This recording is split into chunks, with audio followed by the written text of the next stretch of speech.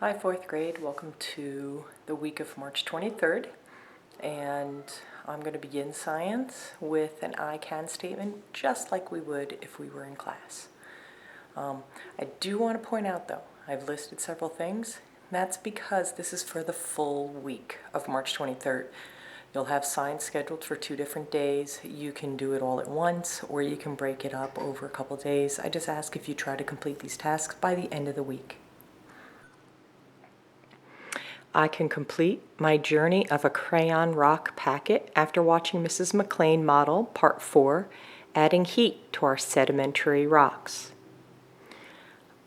I can complete a Crayon Rock cycle diagram and post it on Flipgrid. I can answer 15 questions about the rock cycle and changes to Earth's surface in Google Forms. I'm also going to review this in Spanish. Puedo completar mi paquete viaje de una roca de crayón. Después de ver a la señora McLean, modelo parte 4, agregar calor a nuestras rocas sedimentarias.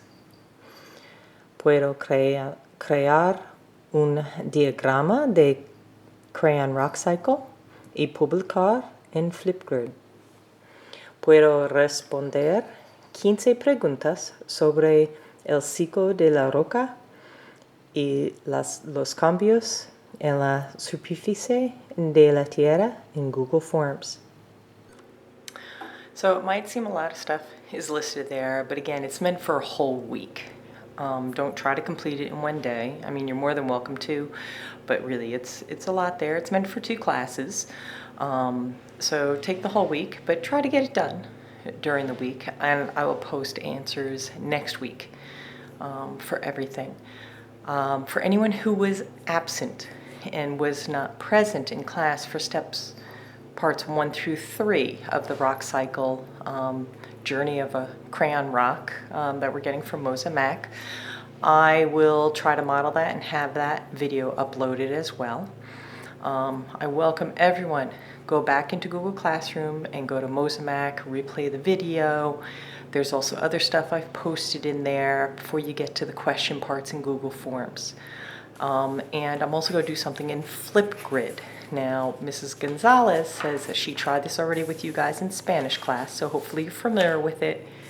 I will have the forms in both English and Spanish, or at least I've shared them with you already, but I'll try to have the packets up as well,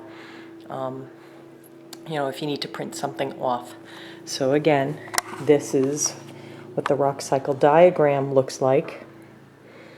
That is page 7 of your packet from MosaMack. It's also available in Spanish. Please pay attention to the instructions, and again, I'll mention this again in Flipgrid.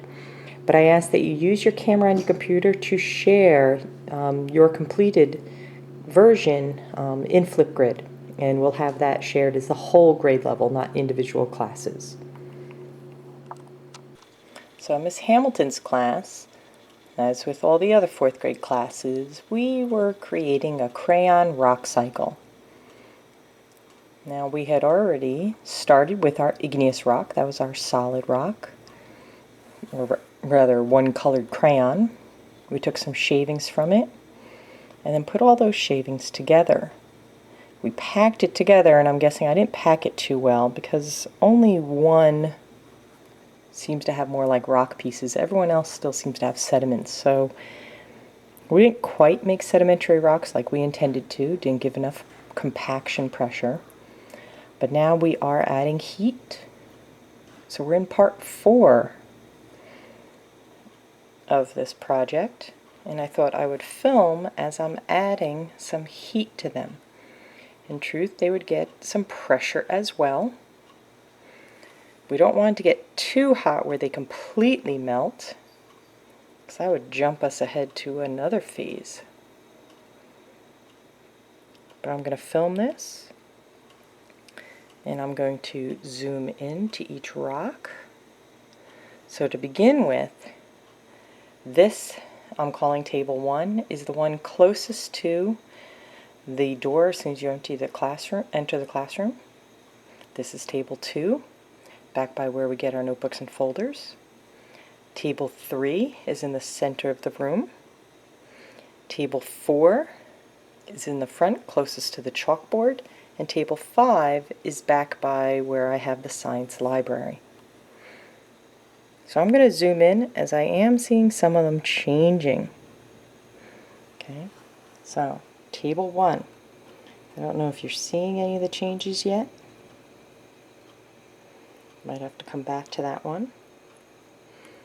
Table 2, I definitely see some melting happening in the corner, but we don't want there to be too much melting going on as much as just feeling the heat.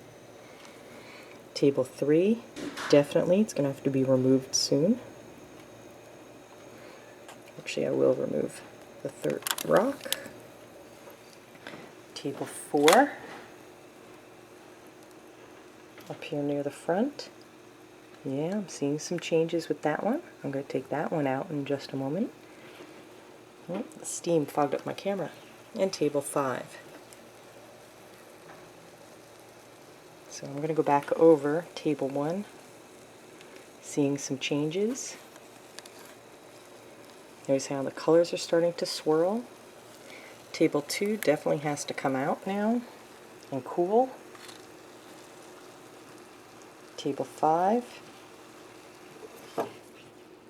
And table 4. Oh, I'm sorry, I just reversed those two. This is 5, back by the chalkboard. Back by the library. And table 4 up by the chalkboard. Again, hopefully you guys remember what colors you had. But we're going to give it a moment, let them cool, and I will take a picture of them again. So here are our newly formed rocks. These are now metamorphic rocks. But what's really cool, and I'll turn over one of them, is what a total difference in color you might end up having on the other side, depending on how the sediments had formed together for your sedimentary rock, and then what the heat and pressure might happen when they become a metamorphic rock. So we'll have, possibly another side with different colors and maybe not as shiny.